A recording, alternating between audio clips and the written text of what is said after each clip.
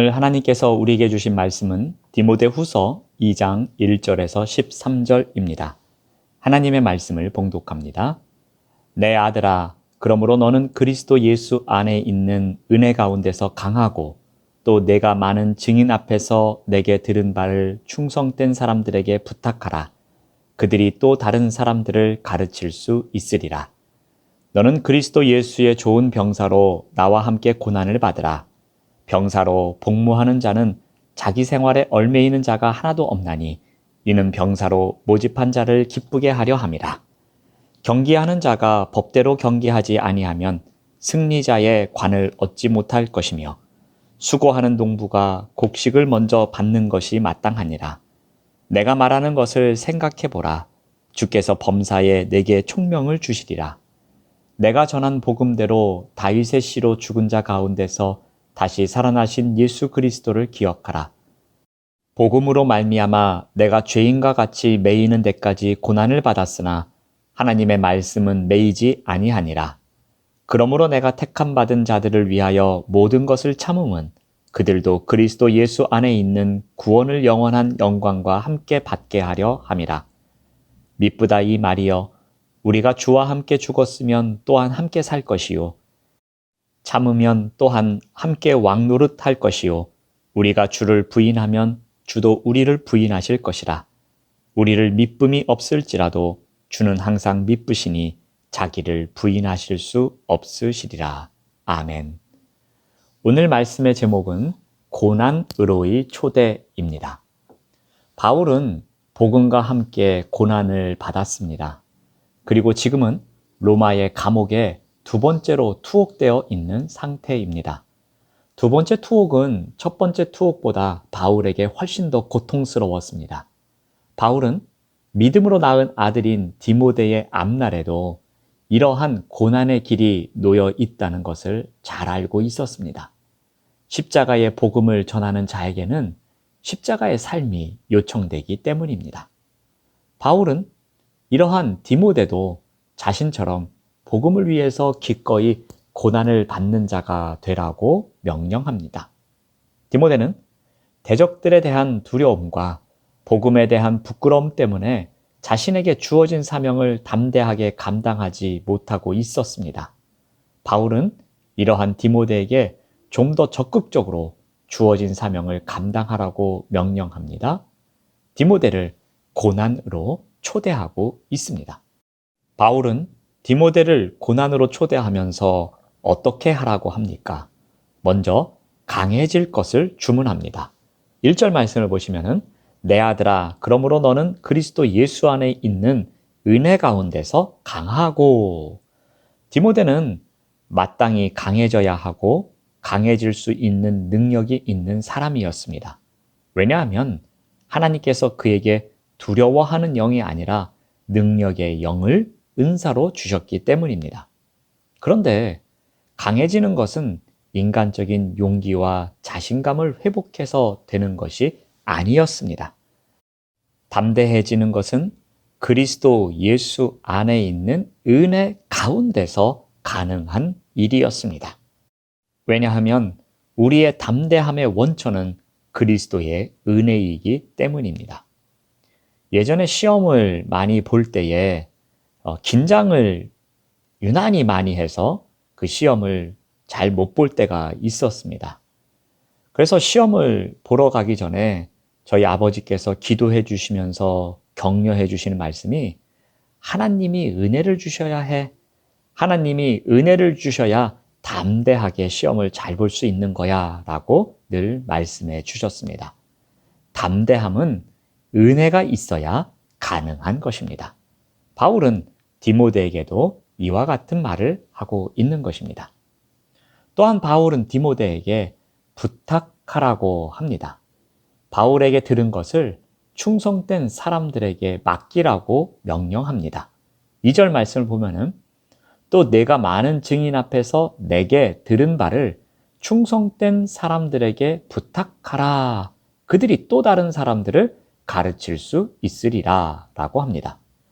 내게 들은 바는 바울이 디모데에게 가르친 복음을 의미합니다. 다른 복음이 아닌 그리스도에 관한 복음이었습니다.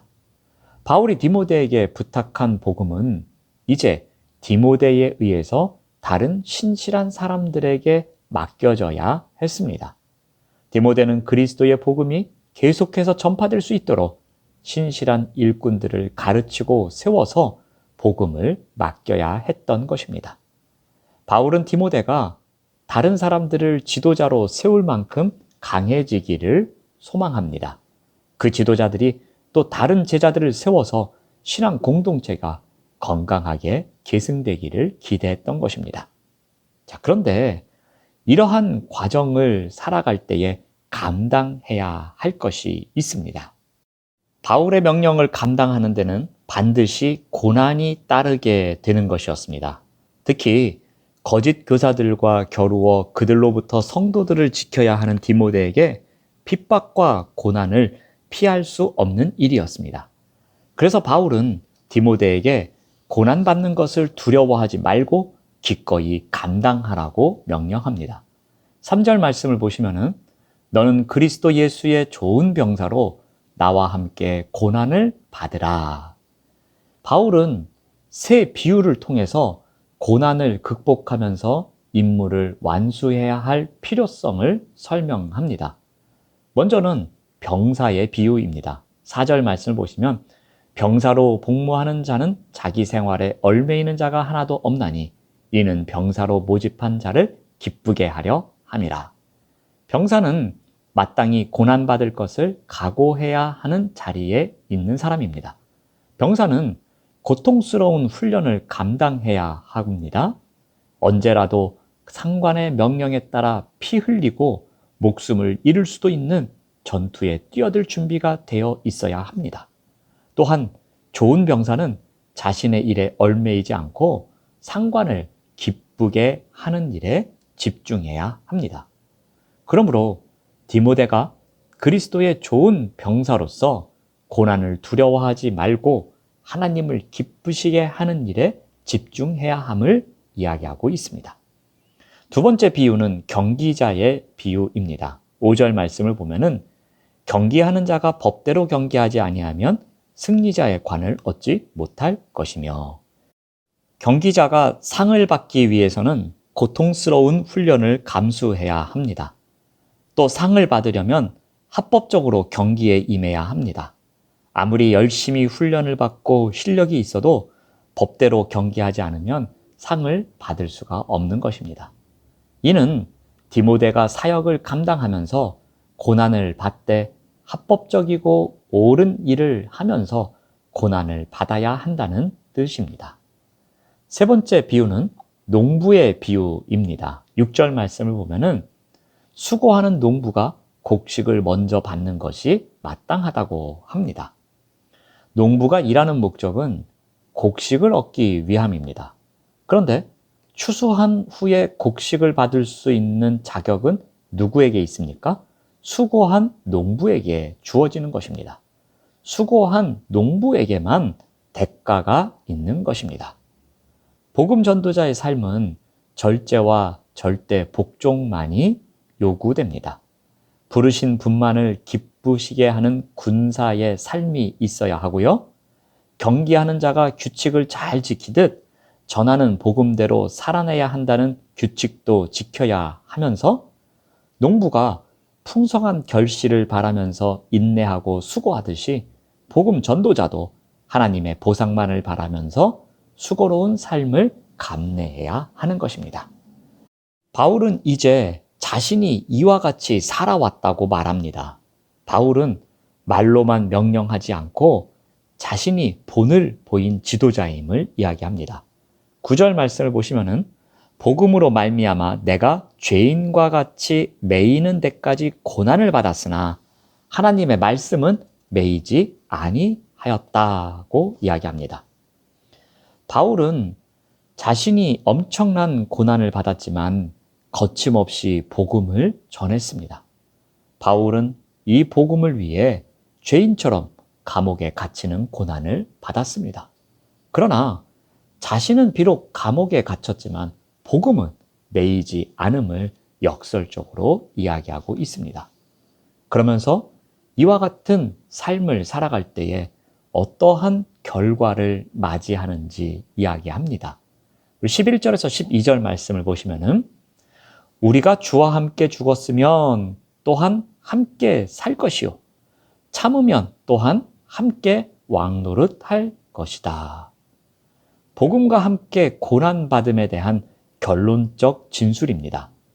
우리가 그리스도의 고난에 참여하면 그의 영광에도 참여하겠지만 그것을 부인하면 주께서도 우리를 부인하실 것이라고 말합니다.